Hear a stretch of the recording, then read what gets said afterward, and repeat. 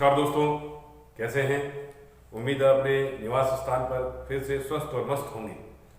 अब आज फिर एक नए टॉपिक जो पिछली बार हमने बनाया था मूल अधिकार का, उससे आगे की बात करते हैं। मूल अधिकार के बारे में हमने बात करी, 1 मिनट लगेगा इसको रिवाइज कर लेते हैं थोड़ा सा।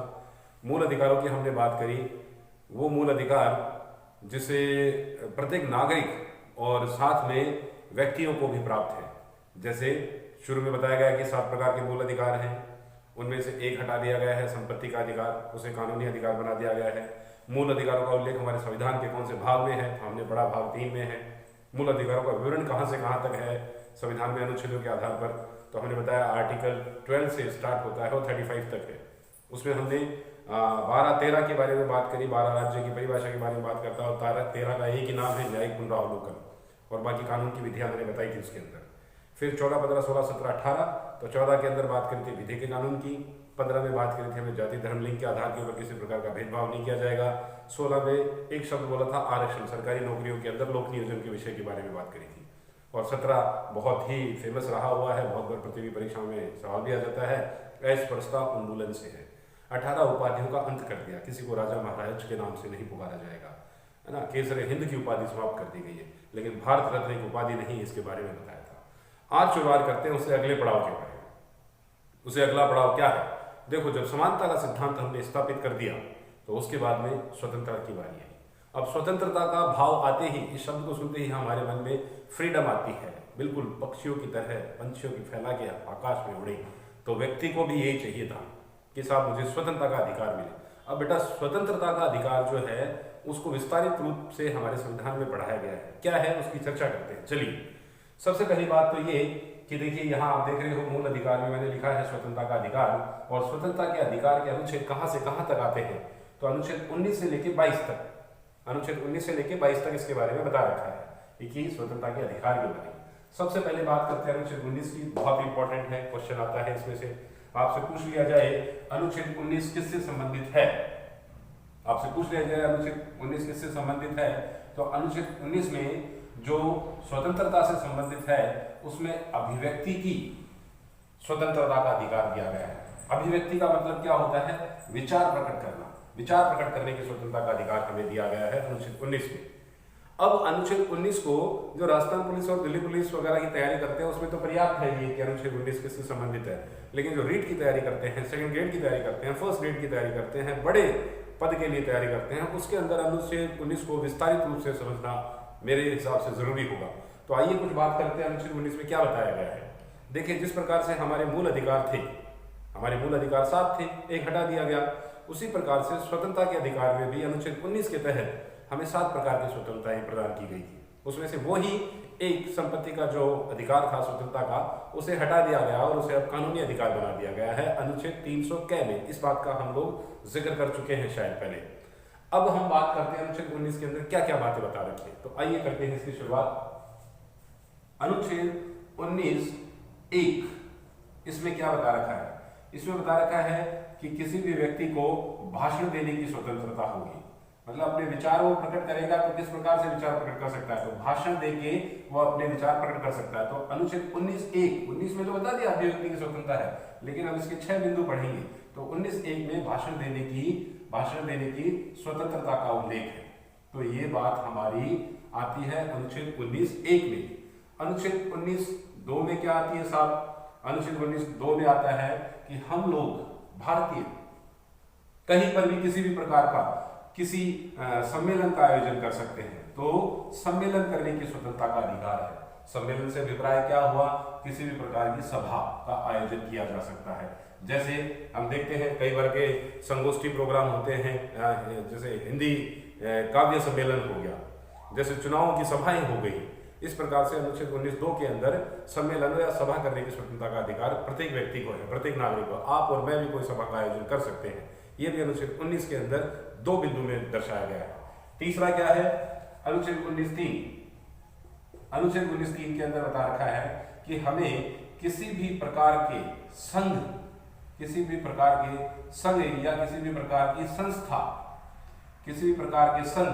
किसी भी प्रकार की संस्था का बनाने का अधिकार होगा।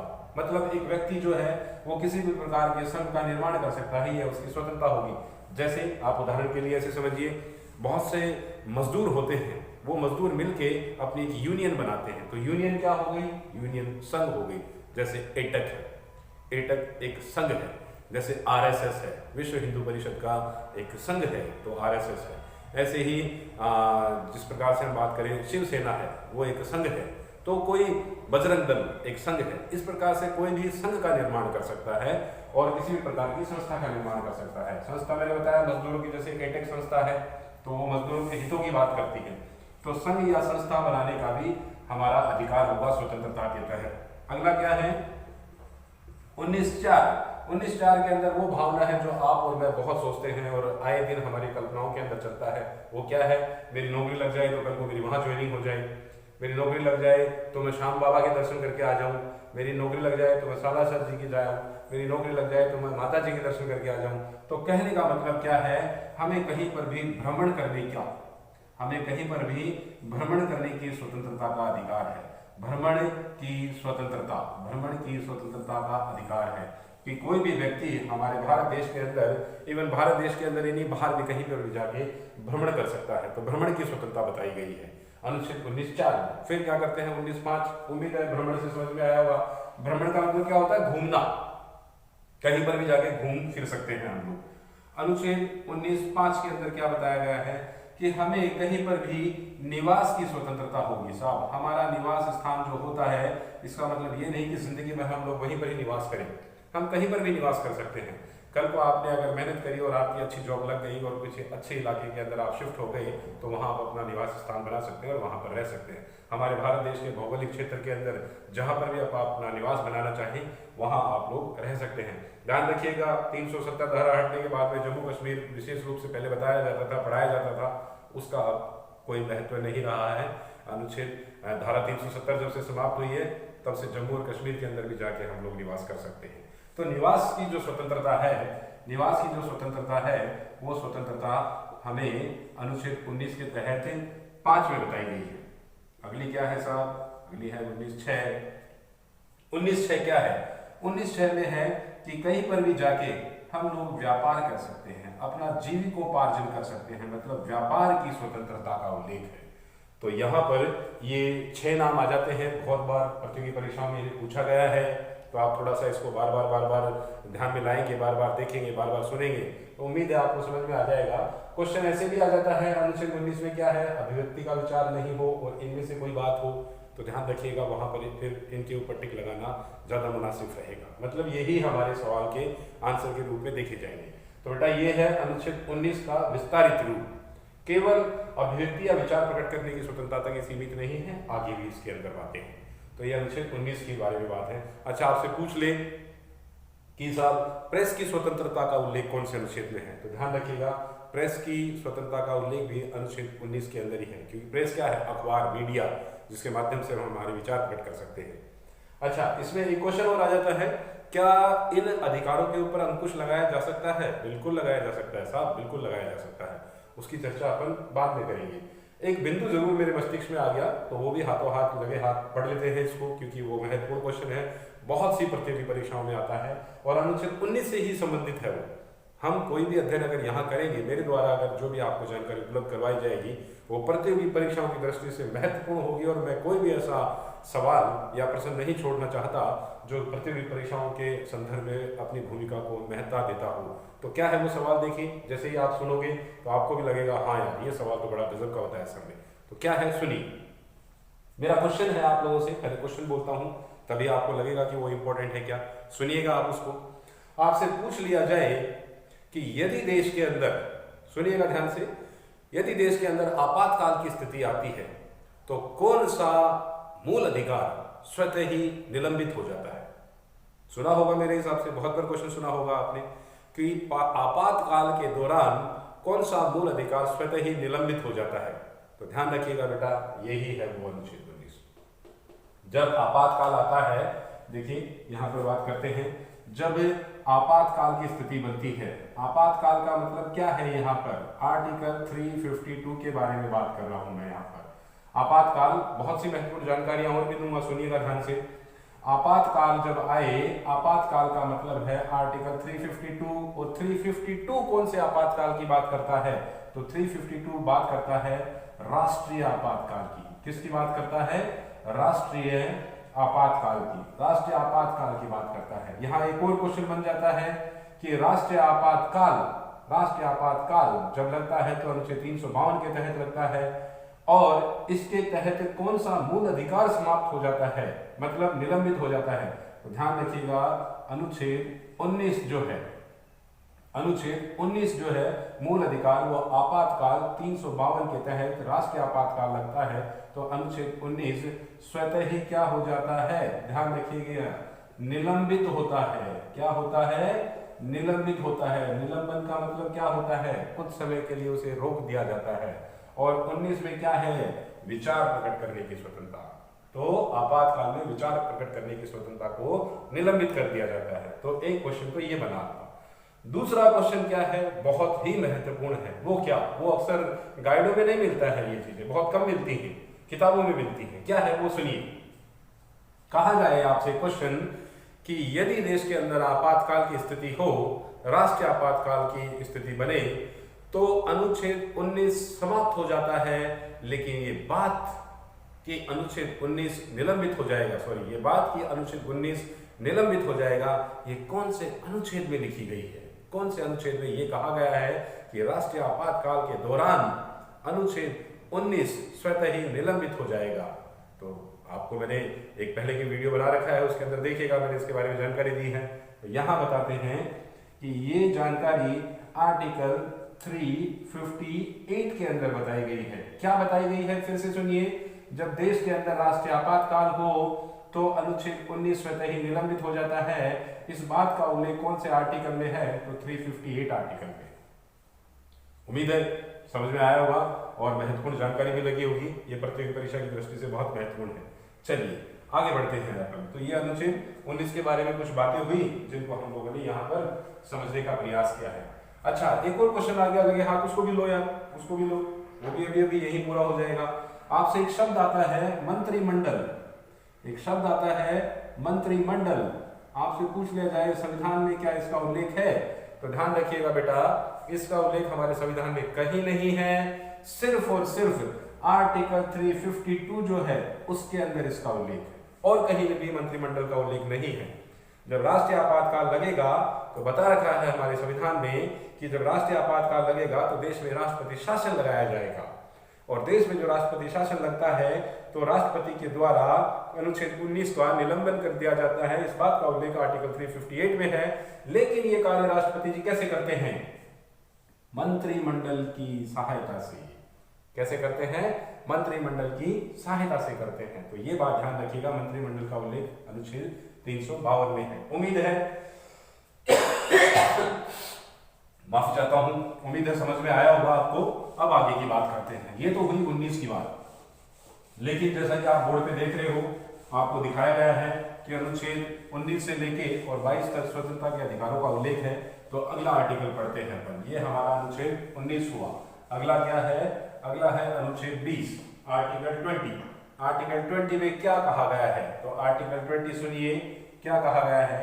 इसमें बताया गया है कि अपराध जो होगा, उस अपराध की जो सिद्धि होगी, मतलब साबित करने के लिए, तो अपराध सिद्धि में क्या होगा? संरक्षण होगा। क्या होगा? संरक्षण। संरक्षण का मतलब क्या होता है? प्रोटेक्शन। अगर कोई इंग्लिश मीडियम से है तो बोले सर संरक्षण का मतलब क्या होता है? तो संरक्षण का मतलब होता है प्रोटेक्शन। मतलब कि अपराध के सिद्ध करने में भी आपको कोई स्वतंत्रता प्राप्त है क्या? कोई प्रोटेक्शन प्राप्त है क्या? तो यस, इसके अंदर हमें प्रोटेक्शन प्राप्त है। मतलब कि अपराध सिद्धि में संरक्षण हमारे संविधान के अंदर हमारी स्वतंत्रता का अधिकार है। क्या है इसके अंदर? तो देखिए क्या बातें हैं इसके अंदर। पहली बात तो ये है कि अगर किसी व्यक्ति ने कोई अपराध किया है, अगर किसी भी व्यक्ति ने कोई अपराध किया है, तो हमारे संविधान के अनुसार प्रचलित जो विधियां हैं, मतलब क्या है इस प्रचलित विधियों का, कि हमारे संविधान में जो नियम कानून कायदे बने हुए हैं, अगर उन नियम कानून कायदों के आधार पर किसी व्यक्ति ने कोई अपराध किया है, तो उस व्यक्ति को सजा जो मिलेगी वो प्रचलित नियम कानून विधियों के आधार पर निर्धारित जो की गई हैं उसी के अनुसार उसे सजा मिलेगी। सरल शब्दों में बोले सर समझ में नहीं आया, फिर से समझाइए, तो फिर से समझाता हूं। ऐसी परिस्थिति हमारे देश में पूरे विश्व जगत में बनी हुई है। कोरोना काल भी एक तरीके से आपातकाल के रूप में ही काम किया है। कोरोना काल के अंदर आप ऐसे समझ सकते हो कि मान लीजिए जैसे जब कोरोना लगा था तो कर्फ्यू का आदेश हुआ था, और कर्फ्यू का आदेश हुआ था तो हमारे बहुत से मूल अधिकार एकदम से निलंबित हो गए थे। जैसे घूमने फिरने वाली आज़ादी हमारी समाप्त हो गई थी, क्योंकि ऐसा बताया गया है हमारे संविधान के अंदर कि हमारे जो ये अधिकार है इनको रोका जा सकता है। अभी मैंने थोड़ी देर पहले कहा था क्या इनके ऊपर प्रतिबंध लगाया जा सकता है, तो ऑफकोर्स लगाया जा सकता है। आप बोलो सर कहीं घूमने फिरने की आज़ादी के ऊपर भी प्रतिबंध लगता है क्या, तो आपकी सबकी आज़ादी के ऊपर लगा है।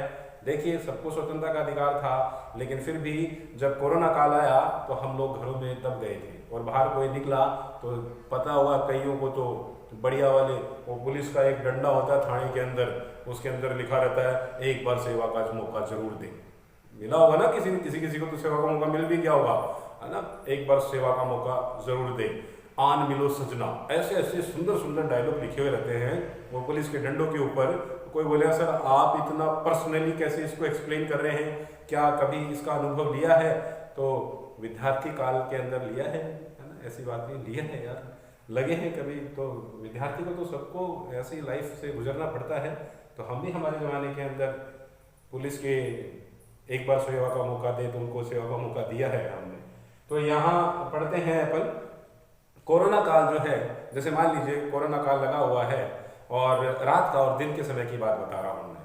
जैसे रात में कर्फ्यू लगा था तो उसमें बताया गया था कि रात को 11 बजे से लेकर सुबह 5 बजे तक जो है यातायात नहीं चलेगा, मतलब कि ट्रैफिक रूल्स के अकॉर्डिंग कोई भी इधर से उधर नहीं जाएगा, वाहन में भी नहीं जाएगा, इमरजेंसी अगर हो तो ही जा सकता है। अब मान लीजिए कोई व्यक्ति जो है सुबह के 1-2 बजे के आसपास कहीं गाड़ी से जा रहा है और अचानक किसी कारण से उसकी कोई दुर्घटना हो गई और उसके ऊपर केस लगा दिया गया। अगले दिन उसे पता चला कि घर पे कोई पुलिस वाले आए और उसको गिरफ्तार करके ले गए। जब उसने जानना चाहा कि साहब बताइए मैंने अपराध क्या किया है, क्योंकि व्यक्ति को अधिकार है ये जानने का कि उसने क्या अपराध किया है, तो पता चला उसे कि आपके ऊपर राजद्रोह का केस लगा दिया गया है। अब उसकी टेंशन हो गई, साहब राजद्रोह कैसे, मैंने तो कोई अपराध ऐसा किया ही नहीं। तो बताया कि कल आपकी गाड़ी से कोई एक्सीडेंट हुआ होगा, बोले हाँ साहब हुआ है, लेकिन राजद्रोह का केस कैसे बन गया, तो बोले कि साहब आपकी जो गाड़ी का एक्सीडेंट हुआ था वो रात को 1 बजे हुआ था। अब देखिए यहाँ पर बात इस संदर्भ में आ गई है क्या, कि उस व्यक्ति की गाड़ी का जो एक्सीडेंट हुआ था वो सुबह के 1 या 2 बजे के आसपास हुआ था, लेकिन गलती से पुलिस में वो केस चढ़ा दिया गया रात के 1-2 बजे के लिए। अब रात का और दिन के समय में तो परिवर्तन आ गया, क्योंकि दिन के समय की कानून की विधियां कुछ और बोलती हैं सजा के प्रावधान के रूप में, लेकिन रात को राज्यद्रोह का केस लग गया। तो रात के समय में आपातकाल के दौरान, कोरोना काल के दौरान अलग प्रकार के कानून जो हैं वो क्रियान्वित हो जाते हैं और सुबह के समय में अलग प्रकार के कानून क्रियान्वित हो जाते हैं। तो वो व्यक्ति इस अधिकार के तहत, ध्यान रखिएगा कौन सा अधिकार है ये, अनुच्छेद 20 के तहत, आर्टिकल 20 के तहत वो अपराध सिद्धि में संरक्षण का दावा कर सकता है। वो क्या कह सकता है कि साहब संविधान में ये लिखित है कि जिस समय पर जो अपराध किया गया उसके लिए जो कानून विधियां प्रचलित हैं उसी के आधार के ऊपर कार्रवाई की जाएगी। मेरी दुर्घटना का समय दिन का 1 से 2 का समय था, लेकिन ये तो रात का 1 से 2 का बना दिया, तो मेरे ऊपर अगर कार्रवाई की जाए तो संविधान के द्वारा स्थापित प्रक्रिया के आधार के ऊपर, प्रचलित विधियों के आधार के ऊपर ही की जाए। इस प्रकार में अपराध सिद्धि में संरक्षण का अधिकार अनुच्छेद 20 में दिया गया है। उम्मीद है समझ में आया होगा आपको।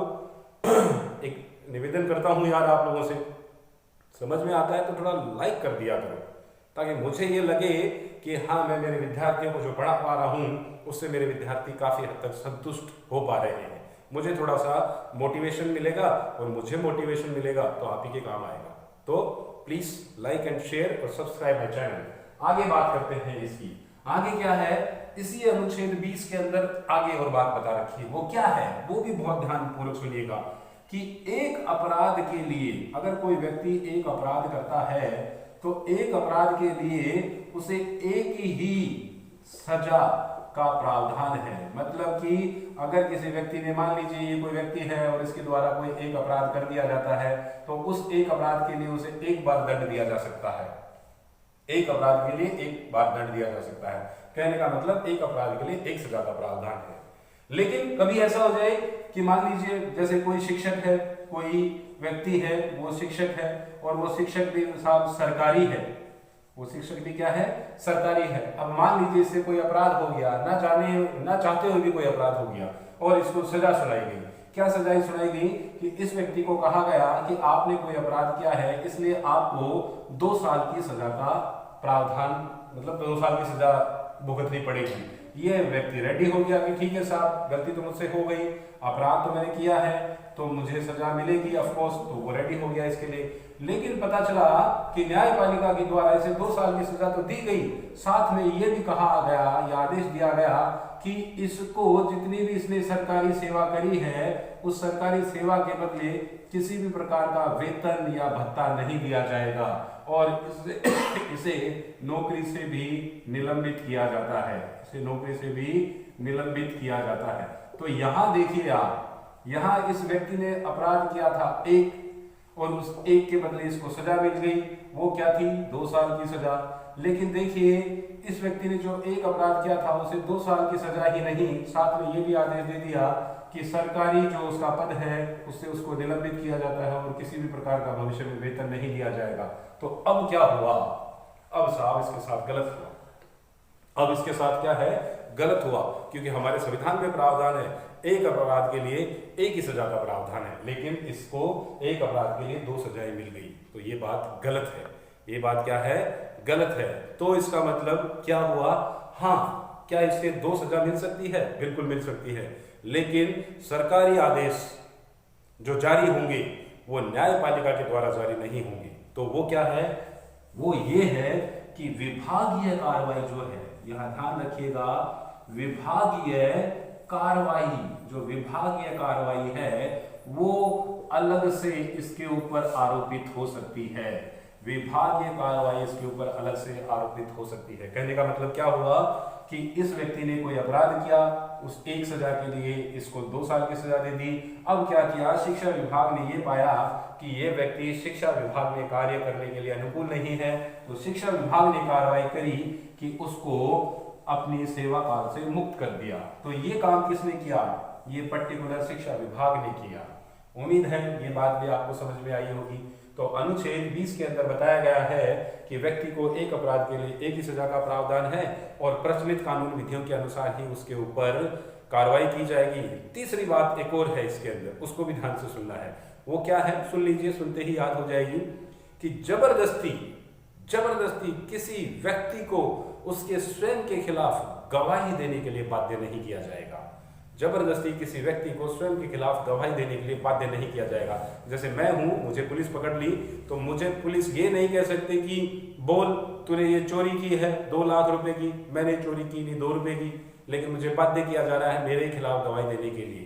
तो ये ध्यान रखिएगा, इसी के अंदर है, ये भी मैंने लिखा नहीं है, आप अपनी कॉपी के अंदर प्लीज जब मैं पढ़ाऊं आपको बताऊं तो आप अपनी कॉपी और पेन रखिए, जिससे आपको फायदा मिलेगा, क्योंकि जो बातें मैं बोलता हूं उसको आप साथ साथ में लिखते भी जाएं। तो ध्यान रखिएगा, स्वयं के विरुद्ध गवाही नहीं दी जा सकती, ये भी हमारे अपराध सिद्धि में संरक्षण में आता है। अच्छा, यहाँ जानकारी के लिए और बता दूं आपको कि किसी भी प्रकार के हस्ताक्षर और गवाही जो होती है ये पुख्ता सबूत के रूप में नहीं आते हैं, क्योंकि हमें जबरदस्ती कोई गवाही दिला सकता है या फिर हस्ताक्षर हमारे कोई भी कर सकता है। तो ध्यान रखिएगा, ये नहीं माना जाता है, साक्ष्य के तौर के ऊपर नहीं माना जाता है। अगला बात करें अनुच्छेद 21 की, अगली बात करते हैं अनुच्छेद 21 की। अनुच्छेद 21 में क्या है, बहुत ही महत्वपूर्ण है। अनुच्छेद 21 लगातार प्रतियोगी परीक्षाओं में बना रहता है, आता रहता है, इसमें से सवाल बनते रहते हैं। क्या है वो, जल्दी से कर लेते हैं इसकी बात। अनुच्छेद 21 में है प्राण एवं दैहिक स्वतंत्रता। क्या है इसमें, प्राण एवं दैहिक स्वतंत्रता। प्राण एवं दैहिक स्वतंत्रता का मतलब क्या है, इसका मतलब है कि किसी भी व्यक्ति को विधि, जो भी विधि है, जो भी कानून है, उसके नियमों के मुताबिक ही उस व्यक्ति से उसके प्राण हरे जा सकते हैं। जबरदस्ती किसी भी व्यक्ति के प्राण नहीं लिए जा सकते। कानून के अनुसार जो विधियां प्रचलित हैं, जो कानून की व्यवस्था स्थापित है, तो स्थापित प्रक्रिया के द्वारा ही किसी व्यक्ति से उसके प्राण लिए जा सकते हैं, अन्यथा उसके प्राण नहीं लिए जा सकते। तो ये अनुच्छेद 21 के अंदर है। ये मैं लिखना छोड़ देता हूँ, ये गलत बात है मेरी, माफी चाहूंगा इसके लिए। अनुच्छेद 21 के अंदर बताया गया है प्राण एवं दैहिक स्वतंत्रता। इसके साथ में एक और महत्वपूर्ण बिंदु है, इसको मैं फिर कभी, अभी तो मैं थोड़ा शॉर्ट में बता रहा हूँ आपको, लेकिन फिर आगे इसके बारे में जैसे जैसे हमारा चैनल ग्रो करेगा आप लोगों के आशीर्वाद और सहयोग से और श्याम बाबा की कृपा से, तो हम जरूर इसके ऊपर विस्तारित चर्चा भी आगे जाके करा करेंगे। लेकिन यहाँ महत्वपूर्ण बात बता रहा हूँ जो प्रतियोगी परीक्षाओं के अंदर अक्सर सवाल लेके आती है। क्या है वो? ये है कि अनुच्छेद 21 को बढ़ाया गया और इसके अंदर अनुच्छेद 21 क्या जोड़ा गया। एक अनुच्छेद 21 क्या बात करता है? अनुच्छेद 21 क्या है, इसके बारे में महत्वपूर्ण बातें जान लीजिए। अनुच्छेद 21 के अंदर अनिवार्य, ध्यान से सुनिएगा, अनिवार्य एवं निशुल्क, मतलब फ्री, अनिवार्य एवं निशुल्क शिक्षा का अधिकार प्रदान किया गया है। अभी रीट के अंदर ये क्वेश्चन आया है, रीट में 2 क्वेश्चन आए हैं इस टॉपिक से, तो बहुत महत्वपूर्ण है, ध्यान रखिएगा, प्रतियोगी परीक्षाओं के लिए बहुत महत्वपूर्ण है ये कि अनुच्छेद 21 किससे संबंधित है। तो अनुच्छेद 21 में लिखा गया है कि 6 से 14 साल के बच्चे, ये आया है रीट में कि कितने आयु के वर्ग के बच्चे, तो 6 से 14 साल के बच्चे। दूसरा ये आया है अनिवार्य एवं निःशुल्क शिक्षा अधिनियम कौन से अधिकार में आता है, तो स्वतंत्रता के अधिकार में आता है। बहुत से बच्चों का गलत हुआ है ये क्वेश्चन, तो देखिए एक साथ 2 क्वेश्चन आए हैं इस एक लाइन से, तो ये इंपॉर्टेंट है। अनुच्छेद 21 के अंदर 21 तो था, इसमें क्या लगा के जोड़ा गया और क्या बात कही गई कि 6 से 14 साल के बच्चे, आयु के वर्ग के बच्चों को अनिवार्य एवं निःशुल्क शिक्षा का अधिकार होगा, ये अधिकार होगा। और ये कब जोड़ा गया, ये इंपॉर्टेंट क्वेश्चन, हमारे 86वें संविधान संशोधन जो कि कब हुआ, 2002 के अंदर। हमारा 86वां संविधान संशोधन जो हुआ वो 2002 के अंदर हुआ, उसके तहत अनिवार्य एवं निःशुल्क शिक्षा का अधिकार प्रदान किया गया। पूछ लिया जाए ये कब लागू हुआ, तो इसे RTE एक्ट के नाम से जाना जाता है, जो कि 2009 के नियम के आधार पर क्रियान्वित किया गया है। तो 2 क्वेश्चन बन गए, अनिवार्य एवं निःशुल्क शिक्षा का अधिकार कौन से अधिनियम के तहत अपनाया गया, तो 86वें संविधान संशोधन 2002 के द्वारा। किस नाम से इसको जानते हैं, तो राइट टू एजुकेशन एक्ट 2009 के नाम से जानते हैं। पूछ लिया जाए ये हमारे देश में कब लागू हुआ, तो ये एक और इंपॉर्टेंट क्वेश्चन, ये 1 अप्रैल 2010 से संपूर्ण देश के अंदर लागू हो गया। तो ये इसके बारे में बात है। तो उम्मीद है ये आपको जरूर अच्छी सामग्री मिलेगी, आपको शिक्षा के प्रति, ज्ञान के प्रति अच्छी विषय वस्तु है ये। अगले अधिकार के बारे में बात करते हैं। 21 भी हो गया, अब अगली बात करते हैं 22। देखिए 21 में बहुत सारे अधिकार हैं वैसे तो, और अधिकार मैंने कहा ना अपन विस्तारित चर्चा करेंगे तब बताएंगे, फिर भी आप जितनी देर में बैठाऊं तो सुन सकते हो। निजता का अधिकार भी इसके अंदर है, प्राण और दैहिक स्वतंत्रता तो है ही इसके अंदर, नींद का अधिकार भी इसके अंदर है।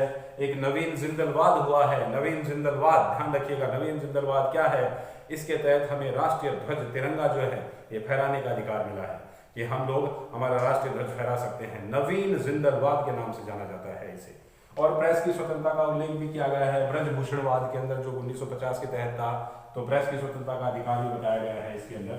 और जीने के साथ मरने की स्वतंत्रता का उल्लेख भी बताया गया है, चुप रहने की स्वतंत्रता भी बताया गया है, सौंदर्य प्रतियोगिताओं में हिस्सा लेने के बारे में भी इसमें बताया गया है, और शुद्ध वायु शुद्ध जल का अधिकार भी इसमें बताया गया है, गोपनीयता का अधिकार भी इसमें बताया गया है। तो बहुत सी बातें हैं जो अनुच्छेद 21 के अंदर है, अभी चर्चा करेंगे। लास्ट अनुच्छेद में आ जाते हैं आर्टिकल 22। आर्टिकल 22 क्या बात करता है? आर्टिकल 22 करता है दोष सिद्धि में संरक्षण। दोष और सिद्धि, इसमें भी क्या संरक्षण, दोष सिद्धि में संरक्षण, मतलब दोष को सिद्ध करने में भी प्रोटेक्शन है क्या? यहाँ आप कंफ्यूज हो जाओगे। देखो एक नाम मैंने लिखाया था अभी अपराध, अपराध सिद्धि में संरक्षण, और यहाँ आया है दोष सिद्धि में संरक्षण। दोनों में संरक्षण है। आप सोचोगे कौन सा पहले आए कौन सा कब आए, तो ये तो है आर्टिकल 20 के अंदर, ये तो है आर्टिकल 20 में है, ये है 22 में। आप दोनों सब कंफ्यूज हो जाएंगे, याद नहीं रहेगा, तो कैसे याद कर सके? बड़ी आसानी बात है। देखो पहले अपराध करोगे तो ही आपको दोषी करार दिया जाएगा, पहले अपराध होगा, उसके बाद में ही आपका दोष सिद्ध होगा। तो पहले अपराध ही नहीं करोगे तो दोषी कैसे बनोगे? दोषी तो तभी बनोगे जब अपराध करोगे। तो कोई पहले अपराध आता है, फिर उसके बाद में दोष आता है। तो उम्मीद है याद हो जाएगा। हो गया? यस, ठीक है। लाइक कर दो, लाइक लाइक लाइक लाइक कर दिया करो यार, बस बस ये निवेदन है। अगला देखिए क्या है अनुच्छेद 22 के अंदर, बहुत जोरदार बात है। क्या है? हर व्यक्ति को पता होना चाहिए। दोष सिद्धि, मान लीजिए किसी व्यक्ति को गिरफ्तार कर लिया गया। ये मान लीजिए कोई ए व्यक्ति है और इसने कोई अपराध किया हो और पुलिस आई और इसको पकड़ के ले गई। तो ऐसे ही नहीं पकड़ के ले जाएगी भैया। क्यों क्यों पकड़ के ले जाएगी भाई? मेरे को मैंने क्या किया है जो आप पकड़ के लेके जा रहे हो? तो फिर इस व्यक्ति को अधिकार प्रदान किए गए। क्या क्या अधिकार है? देखो, मुंह जबानी बताता हूं कि ये व्यक्ति क्या कहता है। ये एक व्यक्ति है जिसको पुलिस पकड़ने के लिए आई है, और जो पुलिस पकड़ने के लिए आई है तो ये है वो पुलिस वाला। तो ये व्यक्ति कहता है, जिसको पुलिस पकड़ने के लिए आई है, इस अधिकारी किससे कहता है? इसको अपन बना देते हैं अधिकारी, है ना? ये अधिकारी हो गया। आप भी बहुत जल्दी अधिकारी बनने वाले हो, है ना? Best of luck. आप लाइक नहीं कर रहे हो, मैं कर रहा हूँ लाइक। ये लो, बेस्ट ऑफ लक, आप अधिकारी बनने वाले हो बहुत जल्दी। राजस्थान पुलिस में तो पक्के बनने वाले हो, सिपाही बनने वाले हो फिलहाल, और कई अध्यापक भी बनने वाले। अरे भैया, जो जिसकी तैयारी कर रहा है ना वो वही बनने वाला है, नाराज मत हो कोई भी। तो करते हैं बात। अब ये व्यक्ति है, इसने मान लीजिए कोई अपराध किया, पुलिस आई इसको पकड़ने के लिए। ये अधिकारी है पुलिस वाला, ये इसके पास आया। तो ये क्या बोलता है कि भाई साहब किस आधार के ऊपर पकड़ने के लिए आए हो? तो इसका मतलब सबसे पहले हमें कारण जानने का अधिकार है कि किस कारण से मुझे आप गिरफ्तार करने के लिए आए हो। तो अनुच्छेद 22 के अंदर दोष सिद्धि में संरक्षण दे रखा है कि व्यक्ति को अगर कोई गिरफ्तार करने के लिए आए तो उसे ये बताना पड़ेगा कि किस कारण से आप उसे गिरफ्तार करने के लिए आए। तो जानकारी उपलब्ध करानी पड़ेगी, इसको कारण बताना पड़ेगा आपको कि किस आधार के ऊपर आप मुझे गिरफ्तार कर रहे हो। तो कारण बताना पड़ेगा। नंबर 2, अगर इस व्यक्ति को गिरफ्तार किया जाता है तो 24 घंटे के अंदर अंदर इसे नजदीकी मजिस्ट्रेट के सामने पेश किया जाएगा। ध्यान रखिएगा, इसके अंदर जो यात्रा की जाती है वो यात्रा का समय वो शामिल नहीं होता है। यात्रा का समय इसमें शामिल नहीं किया जाता है। अगर किसी व्यक्ति को गिरफ्तार करने के लिए कोई गया तो पहले तो उसको कारण बताना पड़ेगा। कारण बताने के बाद में जब उसे गिरफ्तार करके लेके जाएंगे तो 24 घंटे के अंदर अंदर उसे मजिस्ट्रेट के सामने पेश करना पड़ेगा। अगर नहीं कर पाते तो ये पुलिस वालों के लिए खतरा हो सकता है। लेकिन इसमें जो यात्रा का समय होता है वो शामिल नहीं होता है। उसके आगे क्या है, ये जो व्यक्ति जिसको गिरफ्तार किया गया है, इसको ये अधिकार होगा, ये स्वतंत्रता होगी कि ये अपने पसंद के, इसका कोई भी जो पसंद है, अपने पसंद के वकील से ये क्या कर सकता है? परामर्श ले सकता है। साहब आप इसको रोक नहीं सकते हो। ये अपने पसंद के वकील से अगर मिलना चाहे तो ये इसकी स्वतंत्रता का अधिकार है, क्योंकि ये तभी तो अपना वकील करेगा। तो अगर अपराध नहीं किया तो बाहर कैसे निकल के आएगा? अपने वकील के परामर्श के माध्यम से तो बाहर निकल के आएगा। तो इसको परामर्श करने का अधिकार है वकील के द्वारा। अच्छा, ये तो हुई बातें मोटी मोटी दोष सिद्धि में संरक्षण। लेकिन एक गोपालनवाद केस हुआ था, डी के बसु के, है ना, डी के बसु के नाम से केस हुआ था, और उसके अंदर इसके दायरे को आगे बढ़ा दिया गया। वो क्या बढ़ाया? कुछ बातें और जोड़ी गई। वो क्या? तो यहां समझ में आ जाएगी आपको बातें। देखिए क्या है, जैसे ये अधिकारी है, तो ये अधिकारी अगर इसको गिरफ्तार करने के लिए आया तो ये व्यक्ति बोलेगा भाई साहब तेरे साथ नहीं जाऊंगा। क्यों जाऊं? क्यों नहीं जाएगा? ये अधिकारी पूछेगा। तो ये बोलेगा कि क्या तेरे पास मेरे खिलाफ वारंट है ना? क्या तेरे पास मेरे खिलाफ वारंट है? तो अगर कोई व्यक्ति जिसे पुलिस अगर पकड़ने के लिए जाती है तो उसके पास गिरफ्तारी वारंट होना चाहिए, वरना उसे गिरफ्तार नहीं किया जा सकता। तो एक तो गिरफ्तारी वारंट होना चाहिए। ये बोले मेरे पास गिरफ्तारी वारंट है, वैसा पकड़ के लेके तो जाऊंगा तेरे को, ये फिर अटका दे उसको, क्योंकि थोड़ा ज्ञानी है, थोड़ा पढ़ा हुआ है, थोड़ा मेरे जैसे उसे ज्ञान प्राप्त किया हुआ है। जैसे मैं आपको ज्ञान दे रहा हूं तो वैसे ही इसको भी ज्ञान दे दिया था मैंने। दूसरा ये क्या बोलेगा कि भाई साहब नहीं जाऊंगा तेरे साथ। बोले क्यों नहीं जाएगा? बोले वर्दी पहन के आ। तो कहने का मतलब अगर अधिकारी वर्दी में नहीं है तो वो गिरफ्तार नहीं कर सकता। पहली बात तो गिरफ्तारी वारंट होना चाहिए। दूसरी बात, ये अधिकारी जो है ये वर्दी में होना चाहिए। तीसरी बात, और भी कोई बात है? आप बोलो गुरुजी और भी बात है क्या? अरे बड़ी बात है, हाल तो पुलिस में लागू बात जना बेरो पड़ा के बात है। अभी तो और भी बात है। के बात है? बात यह है, सुनो कि साहब वर्दी तो मैं पहन रखी हूं और वारंट भी मेरे कने है, तो ये बोलेगा बता तेरा नाम क्या है, तेरा नाम क्या है। बोले नाम से तेरे को क्या लेना देना। बोले नहीं जाऊंगा तेरे साथ। बोले क्यों नहीं जाएगा। तो ध्यान रखिएगा, अगर कोई अधिकारी आता है किसी व्यक्ति को गिरफ्तार करने के लिए तो पहली बात वर्दी में होना चाहिए, कारण भी उसको बताएगा, और साथ में जो वर्दी धारण की हुई है उसके ऊपर जो नेम प्लेट है उस नेम प्लेट पे साफ अक्षरों में उसका नाम अंकित होना चाहिए। ये भी दोष सिद्धि के संरक्षण के दायरे में आता है। तो ये इतनी बातें हैं जो मैं स्वतंत्रता के अधिकार के अंदर लेके आया हूँ। उम्मीद है आपको जरूर पसंद आएगी। अगर आप ध्यान से सुनेंगे तो निश्चित रूप से आपको इसके अंदर कुछ आपके प्रतियोगी परीक्षाओं की महत्वपूर्ण जानकारी मिलेगी। एक क्वेश्चन लगे हाथ और आ गया, समाप्त करते हैं, लेकिन सुन लीजिए उस क्वेश्चन को। आपसे पूछ लिया जाए कि कौन सा अधिकार है जो कभी भी निलंबित नहीं होता है, किसी भी आपातकाल में नहीं होता है। तो ध्यान रखिएगा, अनुच्छेद 20 और अनुच्छेद 21 ये ऐसे अधिकार दिए गए हैं हमें जो आपातकाल के दौरान भी कभी भी समाप्त नहीं होते। ये कभी भी क्या नहीं होते, समाप्त नहीं होते हैं, आपातकाल में भी समाप्त नहीं होते हैं। कह दे इस बात का उल्लेख कौन से अनुच्छेद में है, तो इस बात का उल्लेख आर्टिकल 359 के अंदर बताया गया है कि अनुच्छेद 20 और 21 कभी भी समाप्त नहीं होंगे। इसका उल्लेख अनुच्छेद 359 के अंदर बताया गया है। तो ये मेरे द्वारा दी गई आपको स्वतंत्रता के अधिकार के बारे में जानकारी है। अगर आपको पसंद आए तो प्लीज लाइक और शेयर जरूर करिएगा इसको, और चैनल को सब्सक्राइब करिएगा। आगे मैं नए वीडियो, नित्य नई प्रकार की जानकारियां जो भी मेरे से हो पाएगी प्रतियोगी परीक्षाओं के लिए वो मैं लेके आऊंगा। आज के लिए इतना ही। नमस्कार, प्रणाम, जय श्री श्याम, थैंक यू।